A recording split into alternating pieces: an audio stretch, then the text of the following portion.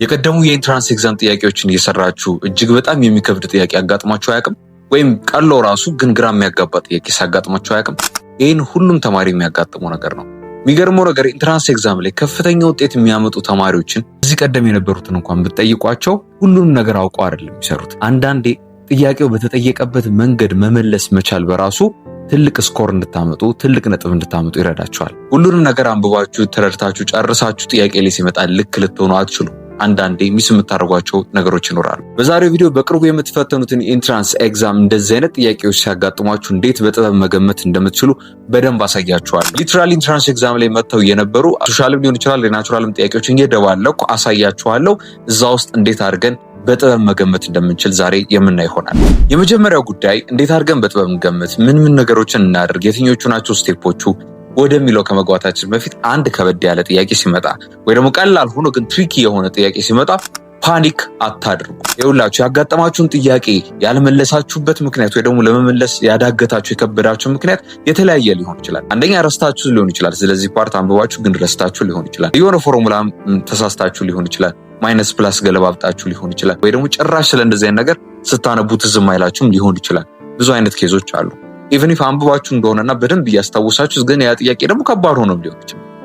ባይ ኤኒ ቻንስ እንደዚህ አይነት ጥያቄ የሚያጋጥማችሁ ከሆነ ግን ትልቁ ነገር የመጀመሪያው ጉዳይ ፓኒክ አታድርጉ።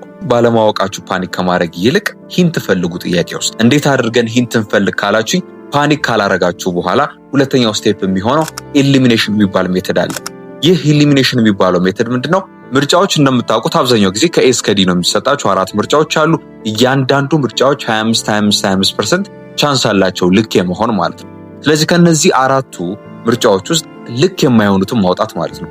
አብዛኞቹ ቅድም የጠቀስኩላችሁ ኢንትራንስን የሚሰቅሉ ጎበዝ ተማሪዎች በጣም እዚህ ነገር ላይ በጣም ስትራቴጂክ ናቸው፣ በጣም ስማርት ናቸው። ይኸውላችሁ ብዙ ተማሪ በጣም የሚቸገረው ነገር ምንድነው ታውቃላችሁ? እንደዚህ አይነት ጥያቄ ሲያጋጥመው መልሱ የትኛው ነው የሚለውን ነው የሚታገለው። እስቲ ከ4ቱ ምርጫዎች እስቲ የትኛው ነው መልሱ የሚለው ላይ ነው የሚጨነቀው። እሱ ላይ ከምትጨነቁ ይልቅ መልስ ያልሆነውን ማውጣት ላይ ተጨነቁ።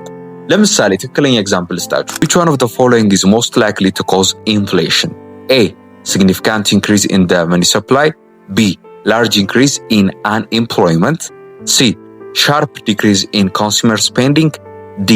major fall in business investment. እስቲ ከነዚህ ምርጫዎች ውስጥ የጥያቄው ትክክለኛ መልስ የሚሆነው የትኛው ነው? አቃለው ሶሻል ሳይንስ ተማሪዎችም ናቹራል ሳይንስ ተማሪዎችም ነው የምታዩኝ። ለናቹራል ሳይንስ ተማሪዎችም የሚሆኑ በቀጣይ ስቴፖች ላይ ያሉ ምሳሌዎችም ስላሉ እነሱን ቆዩኝ። ይሄ ግን ኢኮኖሚክስ ነው። እስቲ ይህን ጥያቄ አሁን እንዴት አድርገን እንመልስ ሲባል ትክክለኛ ኢንፍሌሽንን ወይም ደግሞ የዋጋ ግሽበትን እንዲጨምር የሚያደርገው ምክንያት የትኛው ነው ነው የሚለው። አንዳንድ ጭራሽ ሊሆኑ የማይችሉ ነገሮች አሉ። ለምሳሌ ቢ ላይ ያለው ምንድነው? ላርጅ ኢንክሪዝ ኢን አንኤምፕሎይመንት። ይሄ ማለት የስራ አጥነት ከተስፋፋ። የስራ አጥነት የሚስፋፋ ከሆነ ሰዎች ገንዘብ የላቸውም ማለት ነው። ስራ የሚያጡ ከሆነ ኢንካም ሜክ አያደርጉም፣ ገቢ የላቸውም፣ ሰው ገንዘብ አይኖራቸውም ማለት ነው። ገንዘብ ከሌላቸው ፕሮዲሰሩ ወይም አምራቹ ለሚያመርተው ሸቀጣሸቀጥ የመግዛቱ አቅም አይኖራቸውም ማለት ነው። ስለዚህ ርካሽ ነገሮች ነው ሊገዙ የሚችሉ። ይህ ምን ያደርገዋል? ኢንፍሌሽኑን እንዲቀንስ እንጂ እንዲጨምር አይደለም ያደርገው። ሞር እንደውም ይሄ ከተባባሰ ወደ ዲፍሌሽን ይወስደዋል። የኢንፍሌሽን ኤግዛክት ተቃራኒ ማለት ነው። ኦኬ ቢ እንደማይሆን አውቃለሁ። ለምሳሌ ሲ ላይ ስታዩት ደግሞ ሻርፕ ዲክሪዝ ኢን ኮንሱመር ስፔንዲንግ ይላል። ይሄ ማለት ኮንሱመር ማለት ተጠቃሚ ነው። ኮንሱመሩ ስፔንድ የሚያወጣው ገንዘብ በጣም የሚቀንስ ከሆነ አሁን ገንዘብ እያወጣ አይደለም ማለት ነው። ይሄም አሁን ለኢንፍሌሽን ኮዝ ሊሆን አይችልም። ኢንፍሌሽን ማለት የፕራይስ መጨመር አይደለም፣ የፕራይስ ሌቭል መጨመር ነው። ኢንክሪመንቱ ሲጨምር ነው ኢንፍሌሽን የሚባለው። ስለዚህ መልሱ ሲ እንዳይሆን ያደርገዋል ማለት ነው። ዲ ላይ ደግሞ ሜጀር ፎል ኢን ቢዝነስ ኢንቨስትመንት ነው አይደለ? ሶ ቢዝነስ ኢንቨስትመንቱ ወርድ ከሆነ ለኢንፍሌሽን ምክንያት ይሆናል ወይ? በጣም የሚወርድ ከሆነ ገንዘብ በደንብ ሰርኩሌት እያደረገ አይደለም። ኢንቨስተሮች በፈለጉት ልክ ኢንቨስት እያደረጉ አይደለም። ምናልባት ባንኮችም ከሰው በፈለጉት ልክ ገንዘብ እየሰበሰቡ አይደለም። ምክንያቱም ሰው ለራሱ ለሚበላበት እንኳን በበቂ ሁኔታ ስፔንድ የማያደርግ ሰው ሴቭ ሊያደርግ አይችልም ባንኩ። ስለዚህ ባንኮችም የገንዘብ እጥረት ይኖርባቸዋል። የገንዘብ ሰርኩሌሽን እንዳለ እንዲወርድ ያደርገዋል ማለት ነው። ይህ ደግሞ ፕራይስ ሌቭሉ እንዲቀንስ ያደርገዋል። ከኢንፍሌሽን ይልቅ ወደ ዲፍሌሽን እንዲያመጣ ያደርገዋል። ኤ ላይ ግን ሲግኒፊካንት ኢንክሪዝ ኢን ዘ መኒ ሰፕላይ የሚለው መልስ ይሁን አይሆን አላውቅም ቢባል ዳይሬክትሊ ሊሆን የሚችለው መልስ ኤ ነው ማለት ነው። ሶስተኛው ሜተድ ደግሞ ኤክስትሪም ወርዶችን በደንብ ይዩ። ኤክስትሪም የሚባሉ ወርዶች ለምሳሌ ኦልዌይስ፣ ኔቨር፣ ኤቭሪ፣ ነን ምናምን የሉ። እነዚህ አይነት ቀለል አድርገው በአንዴ የሚደመድሙ አይነት ቃላቶችን ካገኛችሁ ልክ ያለ መሆን እድላቸው በጣም ትልቅ ነው። እስቲ ምሳሌ ልስጣችሁ። which statement is true? A. all metals are magnetic. B. some metals are magnetic, C, no metals conduct electricity, D, metals never react with other substances። ከነዚህ ውስጥ መልስ የሚሆነው የትኛው ነው? አይታችሁት ከሆነ ኤ ላይ ምንድነው የሚለው? all metals are magnetic፣ እንዳለ ሜታሎቹን እንዳለ ማግኔቲክ ነው ብሎ ጠቅልሏቸዋል። all የምትለዋን ቃል አስተውሏት፣ ኤክስትሪም ወርድ ናት። ሲ እና ዲንም በዛው ልክ ይዋቸው። ሲ ላይ ለምሳሌ no metals conduct electricity ይላል አይደል? የትኛውም አይነት ሜታል ኤሌክትሪሲቲን አያስተላልፍም ነው። ኤም ጀነራሊ ጠቅልሎታል፣ ሲ ላይም ጀነራሊ ጠቅልሎታል። አሁን እንድታውቁም ፈልገው ነገር ሳብጀክቱ በራሱ ኬሚስትሪ ነው። ኬሚስትሪ በጣም ኤክሴፕሽናል የሆኑ ኬዞች ያሉበት ሳብጀክት ቢኖር እንደ ኬሚስትሪ የለም ማለት ትችላላችሁ። የሆነ ኤሌመንት ሪአክት ያደርጋል ስትሉ የሆነ ኬዝ ላይ አያደርግም። ሃይድሮጅን ነን ሜታል ነው ትሉና ከዛ የት ነው የሚገኘው? አልካይሊ ሜታል ላይ ይገኛል፣ የመጀመሪያ አቶሚክ ነምበሩ ሆኖ ማለት ነው። ኢቨን ፔሪዮዲክ ቴብሉ ላይ ራሱ ዊርድ የሆነ ቦታ ላይ ነው የሚቀመጠው። አሉት እንደዛ የሆኑበት ኬዝ ሪዝኖቹ ምናምን። ግን የሜታሎች ጉዳይ፣ የሰብስታንስ ጉዳይ፣ ኮምፓውንድ ሚክስቸር ምናምን ጉዳዮች ስለሆኑ የሆነ ኤክሴፕሽናል ኬዝ አይታጣም። ስለ ሜታልም ሳወራ እንደዛ ነው። ዲ ላይ ሂዱ፣ ሜታልስ ኔቨር ሪአክት ዊዝ አዘር ሰብስታንስስ፣ ከማንም ጋር አይቀላቀልም ነው። እንደዚህ አይነት እንደ ኖብል ጋዝ አይነት ካራክተር ነው ያለው እያለን ነው ሜታል። ሶ ሊሆን የሚችለው መልሱ ምንድን ነው? ቢ። ምክንያቱም ምን ይላል? ሰም ሜታልስ አር ማግኔቲክ፣ አንዳንዶቹ ማግኔቲክ የማይሆኑ ስላሉ ነው። የሆነ ያሎቹ ደግሞ የማግኔቲክ ባህሪ የላቸውም። ስለዚህ መልሱ ቢ እንዲሆን ያረገበት ምክንያት እዛን ኤክስትሪም ወርዶችን ለይቼ ማውጣቴ ነው ማለት ነው። አራተኛው ምርጥ ፖይንት ደግሞ ምን መሰላችሁ? ኦሬዲ የምታውቁትን ነገር ተጠቀሙ ማለት መሰላችሁ። እስካሁን የመጣሁት ምንድነው ከምርጫ ውስጥ የቱ ልክ ይሆናል የቱ ልክ አይሆንም የሚለውን ፊልተር አደራረጉን የነገርኳችሁ አይደል? በኤሊሚኔሽን ስቴፕ እና በኤክስትሪም ወርዶች ላይ ያለውን ስቴፕ ስነግራችሁ ማለት ነው። ይሄኛው ስቴፕ ላይ ደግሞ ስትመጡ ትተውትና ምርጫው ጥያቄው ላይ ነው ፎከስ የምታደርጉት። አንዳንድ ጥያቄዎች ምርጫቸው ላይ በቀላሉ መልሱን ለማግኘት አስቸጋሪ ነው። ራሱ ጥያቄው የመልሱ ሂንት ሊሆን ይችላል። ለምሳሌ እስኪ እንግሊሽ ላይ እንግባና አንድ ጥያቄ ላሳያችሁ። What is the meaning of the word benevolent? A, kind, B, angry, C, weak, D, careless። ከነዚህ ውስጥ አሁን የቤኔቮለንት ቃል ትርጉም ምንድን ነው ይላል። ለምሳሌ እኔ አሁን ቤኔቮለንት ምን እንደሆነ አላውቅም ይባልና ABCD ላይ ያሉት እንዳለ በጣም ግራ አጋቡኝ። አንዱ ኬርለስ፣ አንዱ ዊክ፣ አንዱ አንግሪ፣ አንዱ ደግሞ ካይንድ ምናምን ነው የሚለው አይደል? ግልብጥብጥ ያሉ ነገሮች ናቸው። አሁን ከነዚህ ውስጥ ሂንት ሊሆነኝ የሚችል አይነት ኦርደር ወይም ፓተርን ማግኘት አልችልም። ስለዚህ ምን አደርጋለሁ?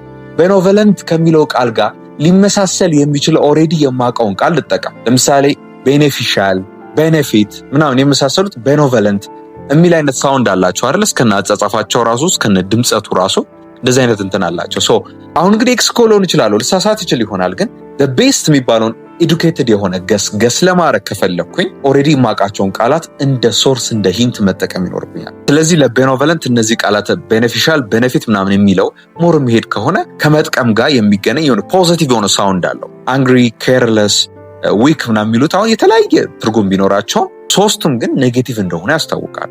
ሶ ከዚህ ምርጫዎች ውስጥ ለቤኔቮለንት ቅርብ የሆነው መልስ የትኛው ይሆናል? ኤ ላይ ያለው ካይንድ ይሆናል ማለት ነው። አይ ቲንክ የሆነ ነገር የመጣላችሁ ይመስለኛል። በዚህ መልክ ለኢንትራንስ መጠቀም ይኖርባቸዋል። የመጨረሻው ምርጥ ፖይንት ደግሞ እንደሆነ ታውቃላችሁ፣ ኦፕሽኖቹን ወይም ምርጫዎቹን እርስ በርስ ማወዳደር፣ ኮምፔር ማድረግ። አንዳንድ ጥያቄ ላይ 4 ምርጫ እንዳለው እያወቃችሁ ሁለቱም መልስ የሚሆንበት ጊዜ አለ። በቃ አይታችሁት ከኤ ወይ ከሲማ ያወጣ ምናምን የምትሏቸው አይነት ጥያቄዎች የሉ። ልክ እንደነዚህ አይነት ጥያቄ ሲያጋጥማችሁ ደግሞ ምን እንደምታደርጉ ነው አሁንም እነግራችሁ።